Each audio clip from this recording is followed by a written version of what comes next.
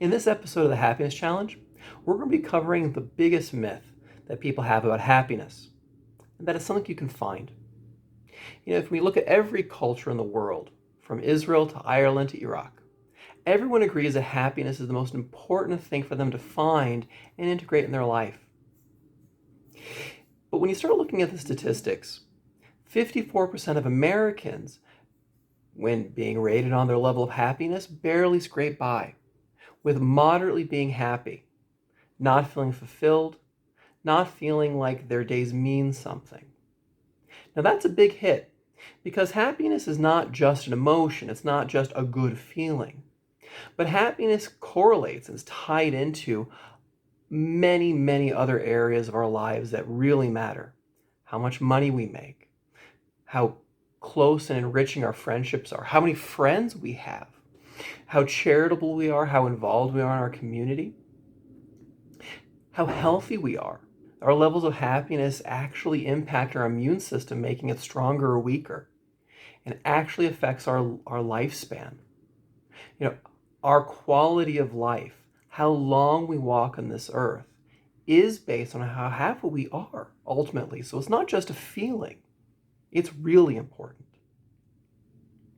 But a part of the problem of why happiness is so hard to find is because it can't be found. Now you think about the way that we talk about happiness. It's something, like I said, something to be found, or, the pursuit of happiness. But that's the wrong way of thinking about happiness. Because when we're looking for happiness, when we think about it in those terms, that just fuels this need to collect. And I don't just mean objects, but looking for new relationships, a new job, a bigger house, those next set of shoes. And some of these things aren't materialistic, having more friends. It's not my point that it's being materialistic or not.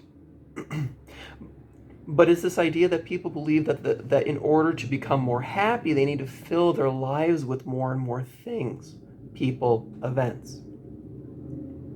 Now, there's some truth to that, because when we bring in new set of shoes, when we find interesting people to hang out with, even when we get married, these things do make us happy. But a good metaphor for thinking about it is like happiness is a balloon with a leak in it. When you're finding things, collecting happiness, well, what you're doing is you're blowing into that balloon, but it's also leaking. These things do make us happy, but a little bit for short periods of time. Say take the research on marriage. Best case scenario is for 2 years after getting married, your level of happiness is larger.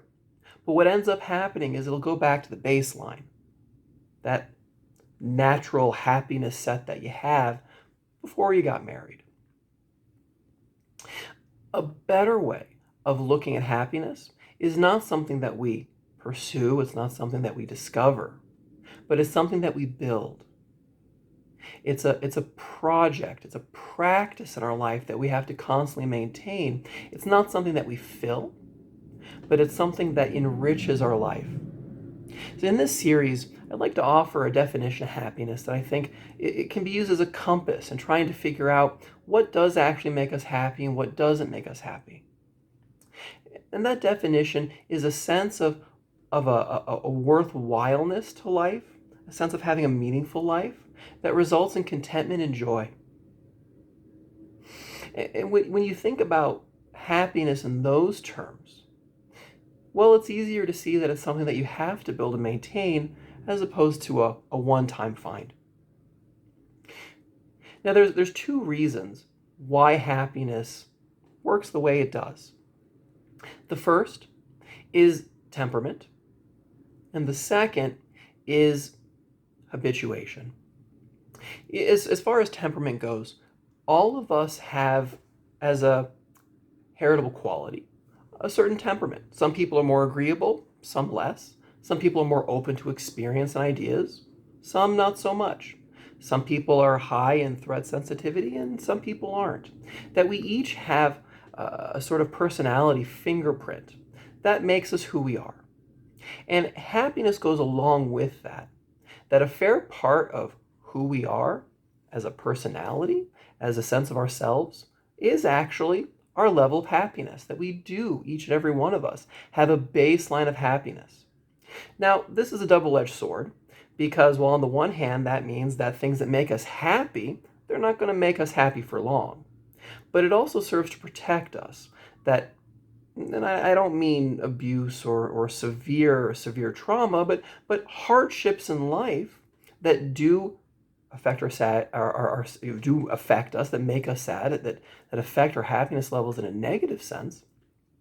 Well, we're able to bounce back. People are very resilient. So it is a double-edged sword, but the main takeaway point here is that a fair amount of what goes into your feeling of happiness is genetic.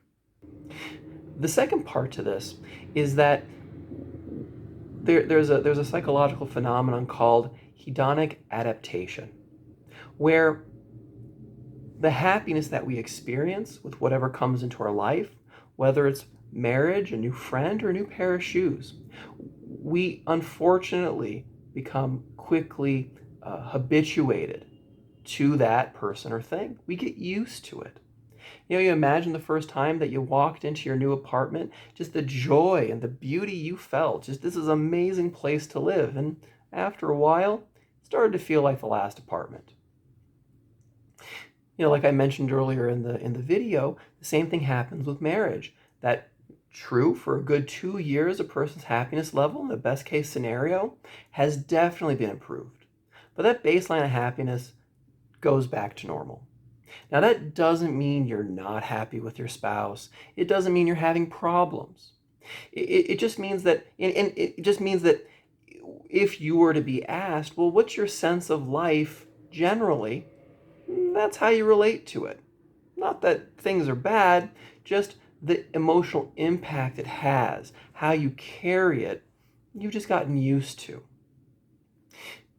In the next video, we're going to be talking about how to get around these two realities that we have to confront and start building happiness, because it can't be found. I hope you like this video. If you do, go ahead and give it a like. If you want, you can leave a comment in the comment box. Describe your tips and struggles and your ideas on happiness. I'd really appreciate to see those. And if you like, you can support my work on Patreon.